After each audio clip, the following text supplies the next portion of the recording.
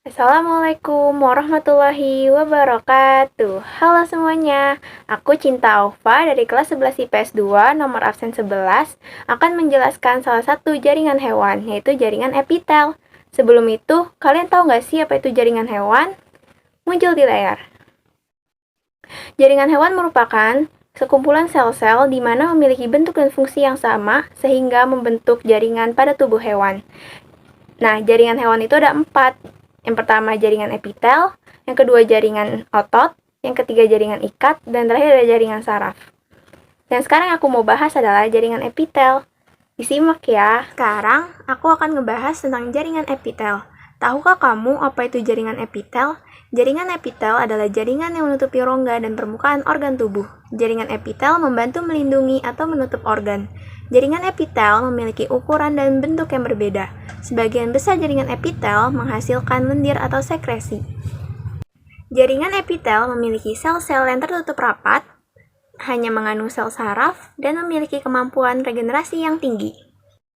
Selanjutnya ada fungsi jaringan epitel. Yang pertama ada fungsi transportasi. Jaringan epitel berfungsi mengangkut zat-zat antar jaringan atau antar rongga-rongga. Yang kedua ada fungsi sekresi. Jaringan epitel berfungsi menghasilkan suatu zat yang akan digunakan kembali oleh tubuh untuk menjalani fungsi tertentu. Yang ketiga ada fungsi ekskresi. Fungsi ekskresi pada jaringan epitel berperan dalam mengeluarkan limbah atau kotoran hasil metabolisme dari tubuh. Yang keempat ada fungsi absorpsi, yaitu berfungsi untuk menyerap sari-sari makanan. Yang kelima ada fungsi proteksi. Jaringan epitel berfungsi melindungi jaringan di bawahnya. Yang terakhir ada fungsi eksteroreseptor, yaitu berfungsi menerima rangsangan dari lingkungan luar. Nah, jenis-jenis jaringan epitel. Sekilas info nih, jenis-jenis jaringan epitel ada yang berdasarkan letaknya, berdasarkan struktur dan fungsinya, berdasarkan bentuknya, dan berdasarkan jumlah lapisannya. Sekarang aku akan ngebahas satu-satu. Simak ya. Yang pertama, jaringan epitel berdasarkan letaknya. Yang pertama ada epidermis, yaitu berbatasan dengan lingkungan luar. Ada mesotelium membatasi rongga, dan endotelium membatasi rongga dalam. Yang kedua, jaringan epitel berdasarkan struktur dan fungsinya. Jaringan epitel berdasarkan struktur dan fungsinya dibedakan menjadi 2, epitel penutup dan epitel kelenjar. Penjelasan epitel kelenjar. Epitel kelenjar disusun oleh sel-sel khusus yang mampu menghasilkan getah cair. Terdapat pada kelenjar yang berfungsi dalam pembuatan, penyimpanan, dan sekresi zat-zat kimia. Nah, di epitel kelenjar dibagi menjadi 2 jenis lagi, ada kelenjar eksokrin dan endokrin. Kelenjar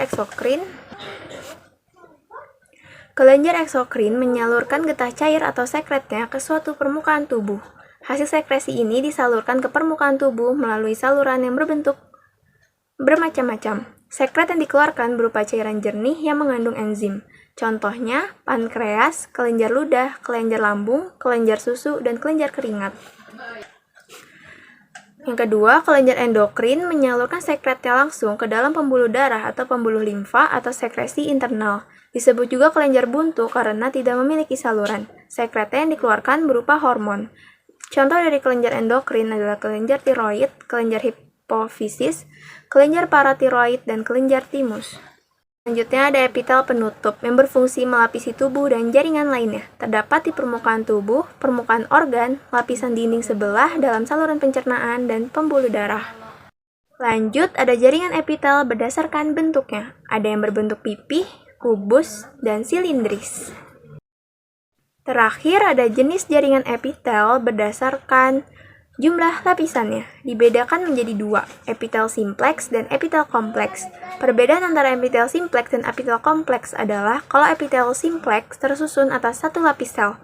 Kalau epitel kompleks tersusun atas beberapa lapisan.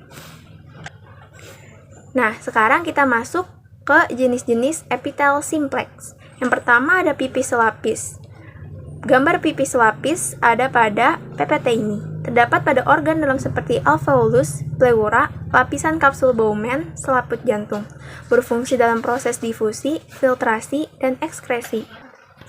Yang Yang kedua, ada epitelium kubus selapis. Kalian bisa lihat gambar epitelium kubus selapis pada PPT ini. Terdapat pada tubulus contortus proximal dan tubulus contortus distal, pada nefron ginjal, permukaan luar ovarium, kelenjar ludah, kelenjar tiroid, pankreas, serta lensa mata. Berfungsi dalam proteksi, sekresi, dan absorpsi. Yang ketiga, ada epitelium silindris selapis. Kalian bisa lihat gambarnya di PPT ini. Terdapat pada epitel lambung, usus halus, dan bagian pencernaan lainnya. Berfungsi dalam proteksi, sekresi, difusi, dan absorpsi. Yang keempat ada silindris selapis bersilia. Terdapat pada silindris selapis bersilia. Kalian bisa lihat gambarnya pada PPT ini ya. Terdapat pada uterus, saluran uterus, vas deferens, dan bronkus intrapulmonar. Berfungsi sebagai penghasil mukus dan getaran silia untuk menangkap benda asing yang masuk. Epitelium silindris berlapis semu terdapat pada saluran tuba Fallopi, rongga hidung, dan saluran napas. Berfungsi dalam proteksi, sekresi, dan gerakan gas. Nah, sekarang kita masuk ke jenis-jenis epitel kompleks yang terdiri atas beberapa lapisan. Yang pertama ada epitelium pipih berlapis. Epitelium pipih berlapis terdapat pada jaringan kulit, vagina, rongga mulut, esofagus, anus, dan kornea mata. Yang kedua ada kubus berlapis. Kalian bisa lihat gambar epitelium kubus berlapis pada PPT ini ya. Terdapat pada kelenjar keringat dan kelenjar minyak. Berfungsi untuk proteksi, ekskresi, dan absorpsi. Yang ketiga ada epitelium silindris berlapis. Epitelium silindris berlapis terdapat pada uretra, laring, faring, dan kelenjar ludah. Berfungsi untuk proteksi dan sekresi. Yang terakhir ada transisional. Epitelium transisional terdapat pada organ yang dapat mengalami peregangan, misalnya ureter, vesika urinaria, pelvis renalis, dan uretra. Berfungsi untuk memberikan ruang untuk penyimpanan urin. Sekian penjelasan dari saya. Kurang lebihnya mohon maaf dan terima kasih. Wassalamualaikum warahmatullahi wabarakatuh.